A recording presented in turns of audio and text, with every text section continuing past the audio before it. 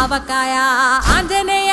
కథ మొదలెట్టినాడు చూడారయ్యా శక్తినంతా చూడగట్టి చెట్టు దులిపినాడు అంజయ్య ఎర్ర ఛాయ కోతి అవతార వెంటమాయ